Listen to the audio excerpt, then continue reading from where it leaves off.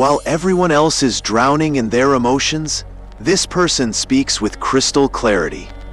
They ask the right questions, they make the right moves, and somehow they walk away with exactly what they wanted, while everyone else is left wondering what just happened. That person has mastered something most people will never learn: the art of staying unshakable when everything around them is falling apart. What I'm about to share with you isn't just another anger management technique or breathing exercise. This is a complete system for emotional mastery that was forged in life or death situations by one of history's greatest warriors.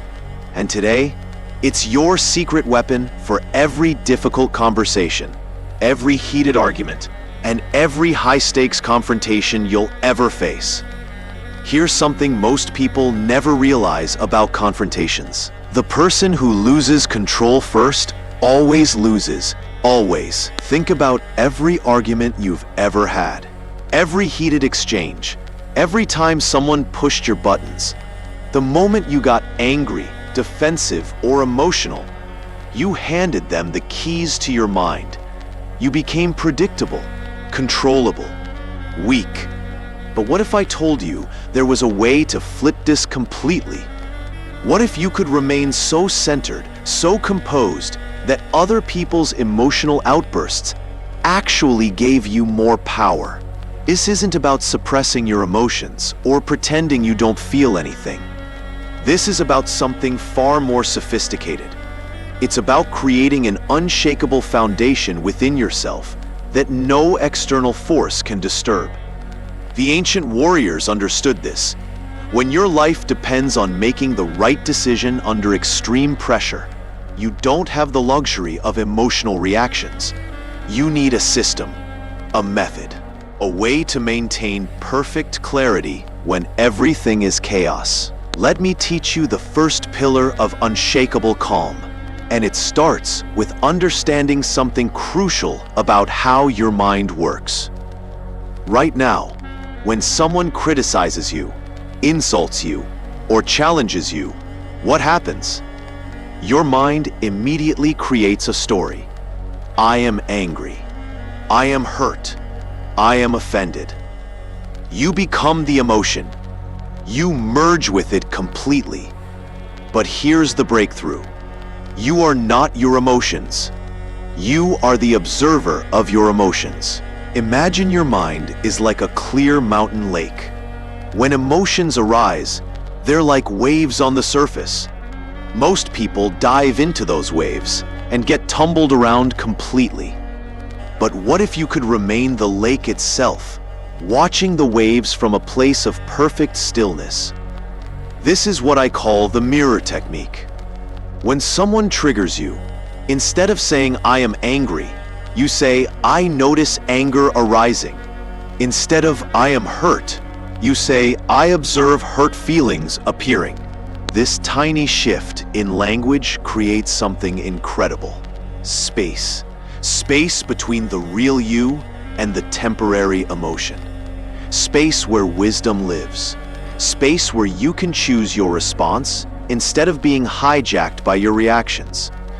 Let me give you a real example. Last week, a client sent me a brutal email. Accusations, threats, complete character assassination. My first impulse was to fire back immediately, but instead, I paused and thought. I notice anger rising.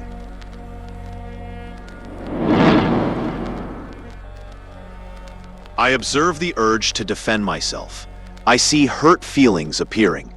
Suddenly, instead of being consumed by these emotions, I was watching them like clouds passing through the sky. And from this place of observation, I could see what was really happening. This client was in panic mode about their project deadline. The attack on me was actually a cry for help. Here's how this works in practice. Every person has emotional patterns, triggers that set them off in predictable ways. Defensive strategies they use when they feel threatened. Aggressive tactics they deploy when they want control. Your job is to become a student of these patterns, not to manipulate people, but to navigate confrontations with wisdom instead of stumbling through them emotionally. Before any difficult conversation, ask yourself 3 crucial questions. What emotional state is this person likely in? What do they really need from this interaction? What are the 3 most likely ways they'll respond to what I'm about to say? Let me show you how powerful this is. I once had to fire someone who I knew would explode. Instead of just delivering the news and hoping for the best, I anticipated his response. I knew he'd get angry first, then try to negotiate, then threaten legal action. So I prepared for all 3 phases. I let him vent his anger without defending myself. I acknowledged his attempts to negotiate while staying firm on the decision. And I had legal documentation ready for his threats. What could have been a 3-hour nightmare became a 20-minute professional conversation. When you can anticipate reactions, confrontations stop feeling like emotional ambushes. They become choreographed dances where you know all the steps. Even with emotional distance and pattern recognition, your body still responds to confrontation with stress. Your heart races, your muscles tense, your thinking gets cloudy. This is where the 3rd pillar comes in: tactical breathing. Your breath is the bridge between your conscious mind and your automatic nervous system. It's the one thing you can control that immediately influences everything else. And when you master it, you have a secret reset button for any intense situation. Here's the specific technique that warriors have used for centuries: the 4-7-8 breath. Breathe in through your nose for 4 counts. Hold for 7 counts. Exhale through your mouth for 8 counts. Just one cycle of this pattern triggers your calm response. But here's what makes this really powerful. You can do it invisibly during any confrontation. Nobody knows you're resetting your nervous system while they're losing their minds. I remember being in a board meeting where the CEO was screaming at everyone. People were panicked, getting defensive, making the situation worse. While he was ranting, I did 3 cycles of 4-7-8 breathing. By the time he finished, I was completely centered, while everyone else was shattered. When there was finally silence, I was able to speak calmly and directly. It sounds like you're concerned about the timeline. Let's break down exactly what needs to happen and when. My composure was so stark compared to everyone else's panic, and it immediately shifted the entire room's energy. That's what tactical breathing gives you. It's not just relaxation.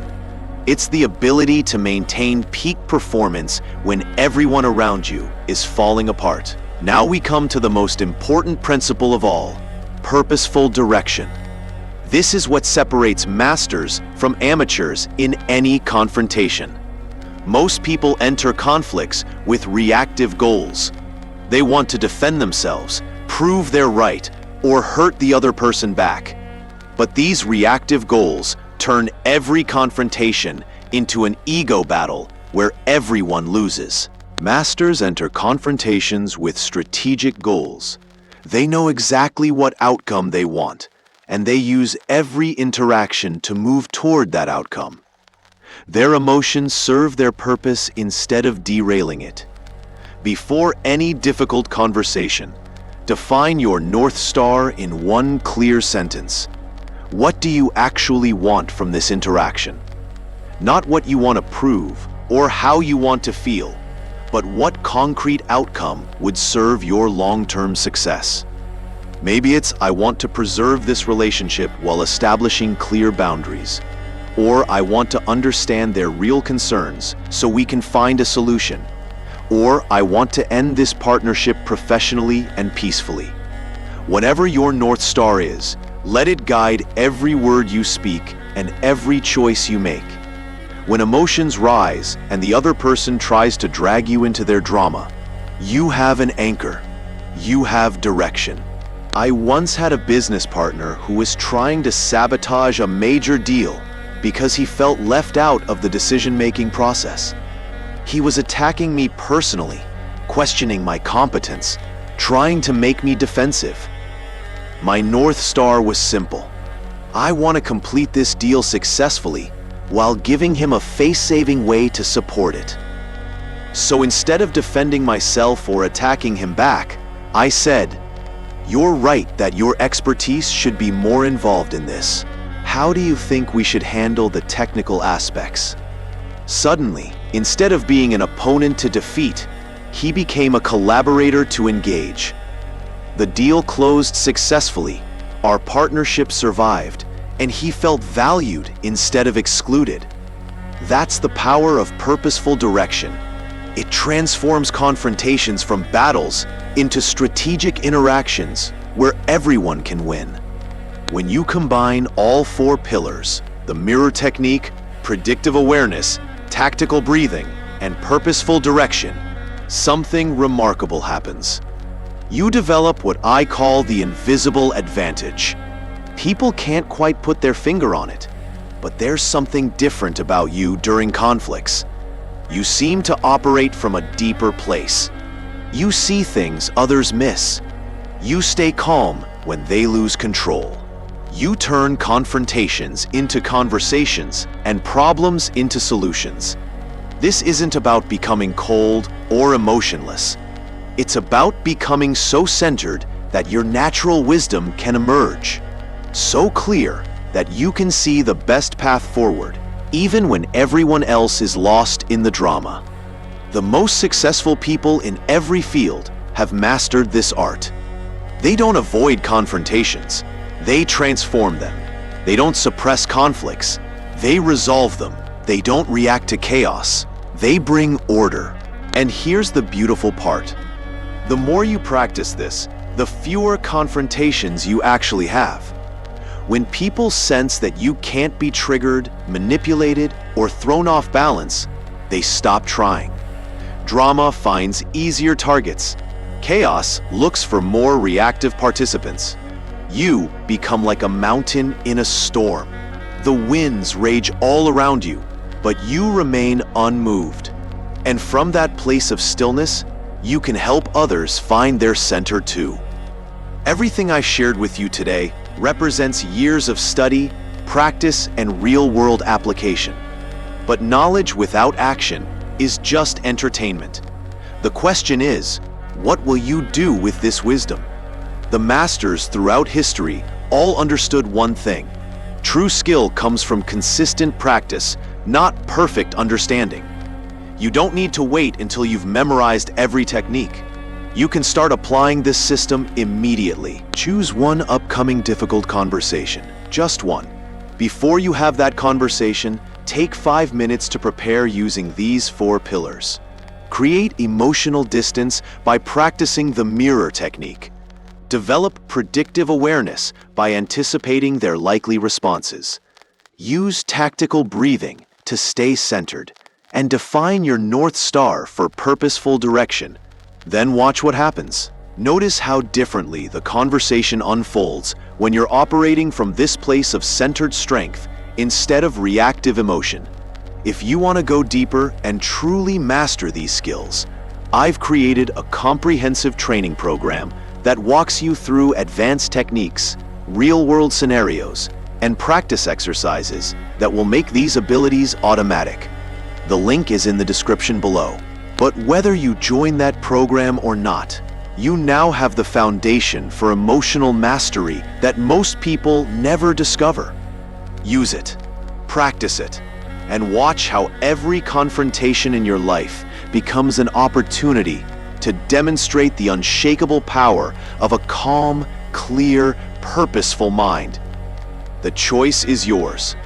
You can continue reacting to life's challenges like everyone else, or you can master them like the warriors of old. The tools are in your hands. The only question is, what will you build with them?